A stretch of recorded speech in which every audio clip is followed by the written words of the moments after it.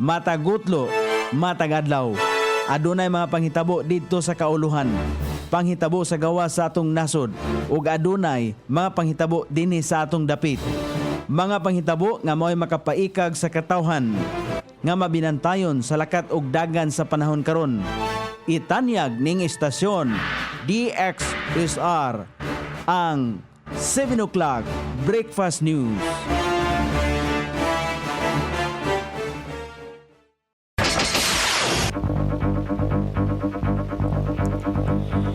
Ikala, kumusta? May buntag Iligan, may buntag Mindanao, may buntag Pilipinas. Adlaw nga Martes karon, pizza 26 ning buwan sa Nobyembre ning tuiga 2024.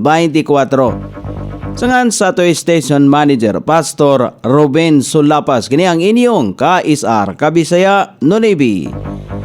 Ang muhatod sa hanay sa balita sa alas 7.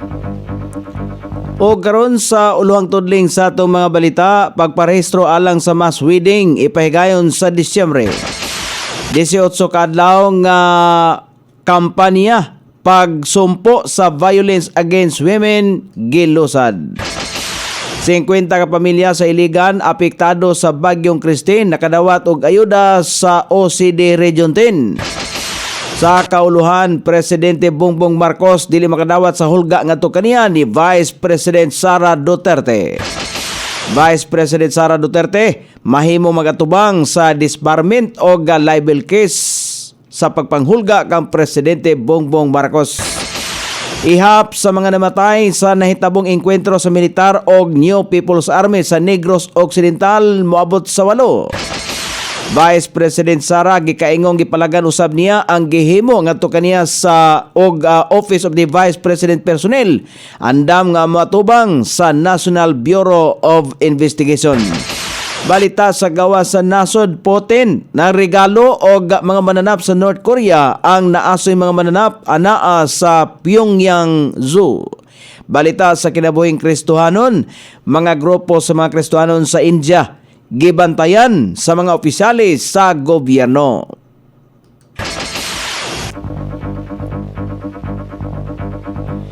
Ini ang uluhang tudling sa atong mga balita nga dalit kanato ning istasyon.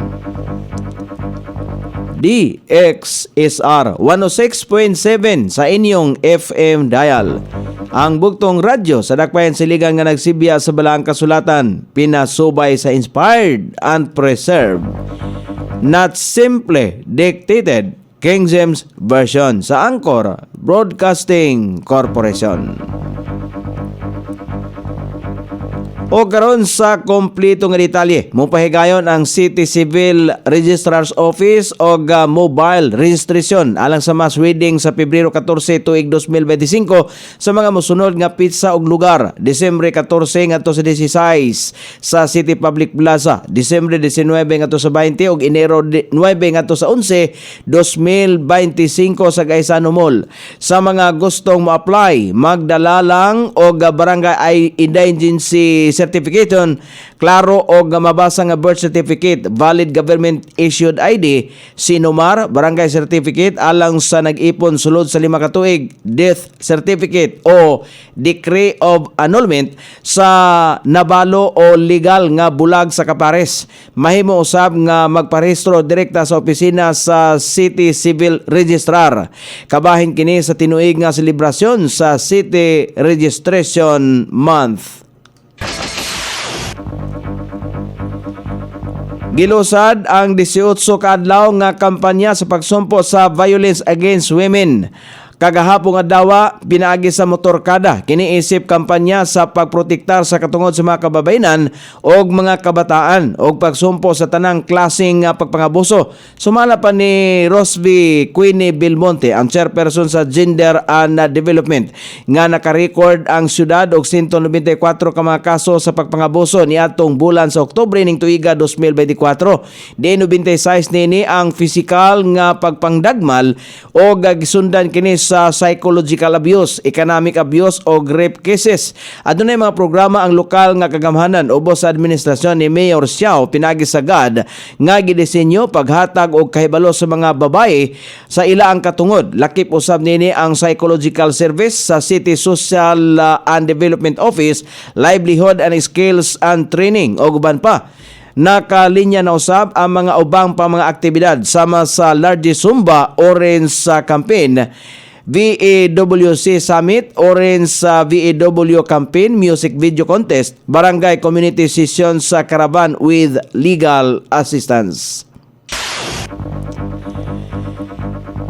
Midawat ang 50 ka mga pamilya sa Iligan nga apektado sa bagyong Christine og ayuda gikan sa Office of Civil Defense Region 10. Sila ang mga pamilya nga naguba ang ilang propiedad sa pagkahitabo sa kalamidad. Ang Iligan City Disaster Risk Reduction and Management Office gipanguluhan ni Armin Aluro, Office Head, maoy may report ngadto sa OCD sa epekto sa bagyo aron mahatagan og ayuda ang mga biktima sa bagyong Christine.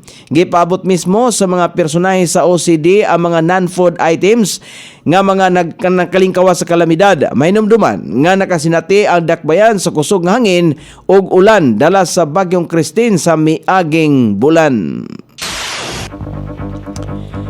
O karon sa balita sa kauluhan nga mabasa sa nagkalain-laing gula sa pamantalan karong adlaw nga nahipo sa luwak balitanan ning istasyon DXSR 106.7 sa inyong FM dial.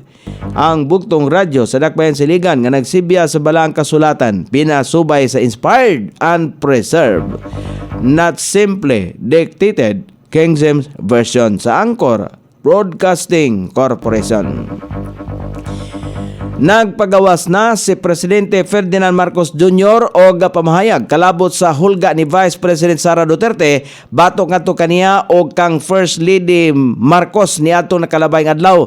Sa usa ka pahayag gisulti sa presidente nga kabalak-an ang naasoy mga pahayag og ang pagsulpot sa walay hunong nga pagpamalikas og ang paghulga sa planong ipapatay ang pipila kanila.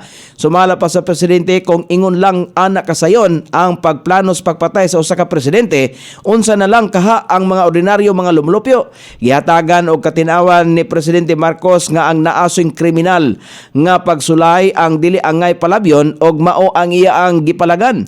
Dugang pa sa presidente isip usa ka demokratikong nasod kinahanglan sundon ang rule of law. Isip punuan sa executive department og tanang mga nangatungdanan sa kagamhanan, siya ang adunay gipanumpa ang katungdanan nga tumanon og panalipdan ang konstitusyon o ang atong mga balaod. Busa, dili sumala pa insakto ang pagpugong sa mga pinili sa lungsod sa pagpangitas kamaturan. Gipunto sab sa presidente nga dili unta musangko sa gikaingong drama kung tubagon lang unta ang mga lehitimong pagpangutana sa Senado ug House of Representatives. Nagtuo ang usa ka legal expert nga mamahimong magatubang sa disbarment o libel charges si Vice President Sara Duterte. Sumala pa kang kanhi Integrated Bar of the Philippines President o Constitutional Law Expert Domingo Cayusa. Kini gumikan sa nahimong pagpanghulga sa Vice Presidente sa kinabuhi ni Presidente Bongbong Marcos Jr., Lisa Marcos o Speaker Martin Romualdez. Tungod nini ang mamahimong magatubang si Vice President Sara sa tukmang consequences resulta sa iyang gibuhi ang mga pulong.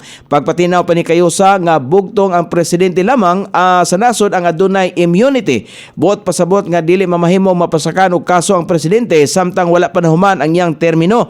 Sumala pa sa abogado, gawa sa disbarment o kasong libel, posible ang reklamong adunay kalabutan sa unethical conduct.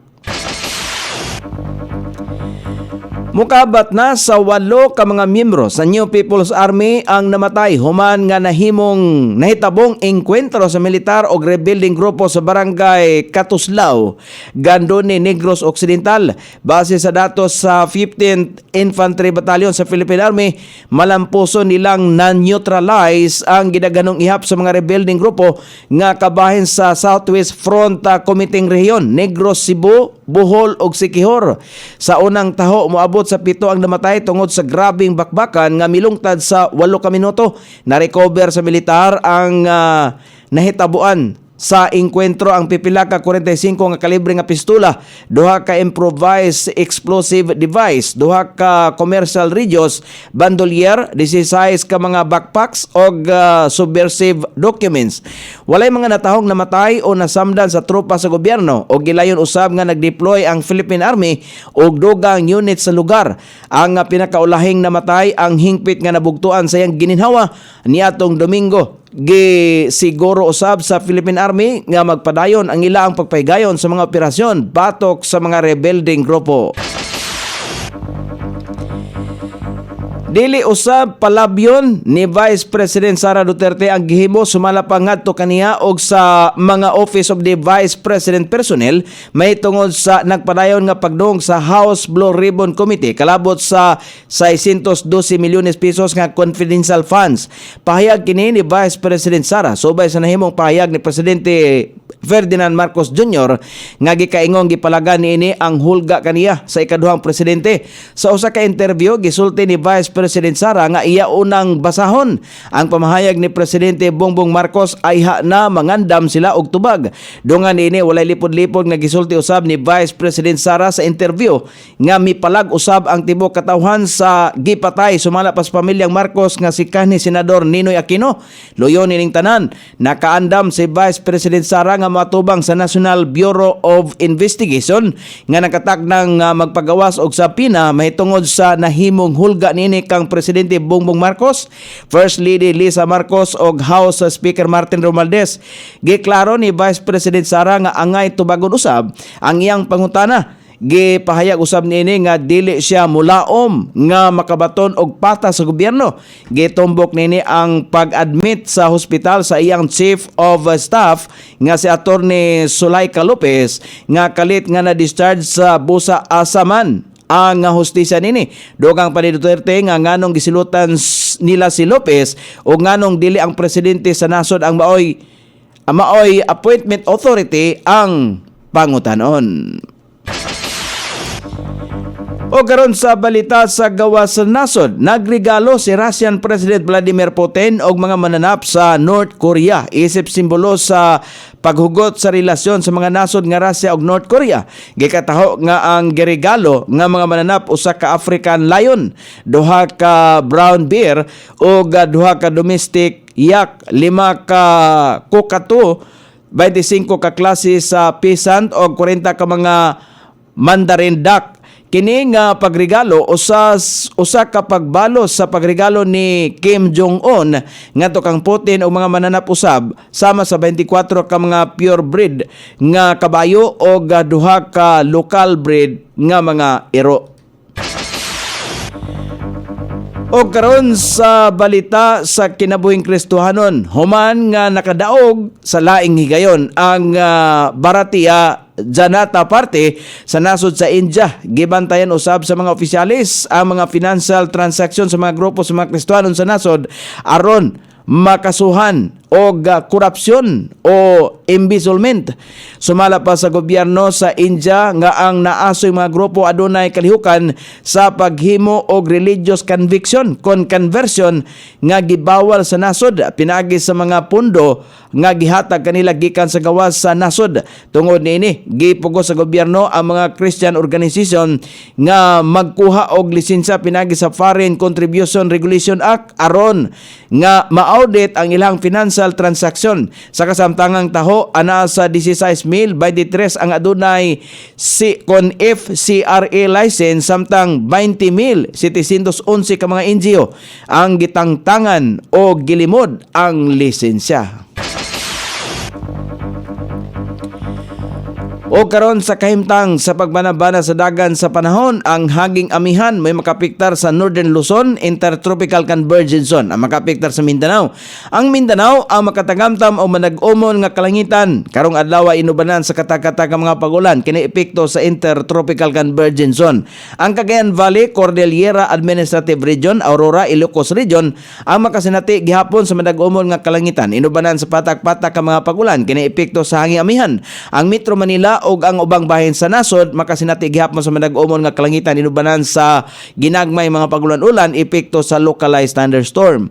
Sukod sa temperatura dinhi sa Dakbayan Siligan ang kabugnaon ana sa 23 ug ang kainiton mosangko sa 32 degrees sentigrado. Ang adlaw misilang kaganiha sa alas 6:03 ug mosahop unya sa alas 5:24 sa sayong takna sa kagabhion. Inyong nabati ang kinatibuk ang hanay sa balita sa alas 7 nga dalit kanato ning istasyon. DXSR 106.7 sa inyong FM dial.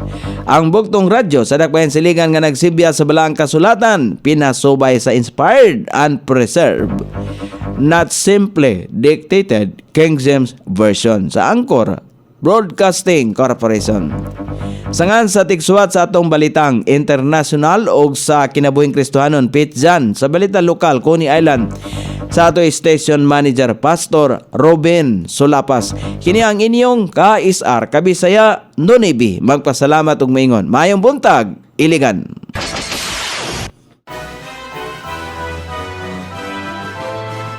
Inyong nabati ang 7 o'clock breakfast news hangtod na usab og mga adlaw sa samang takna o sa samang istasyon. Daghang salamat sa iyong pagpaminaw ug maayong buntag.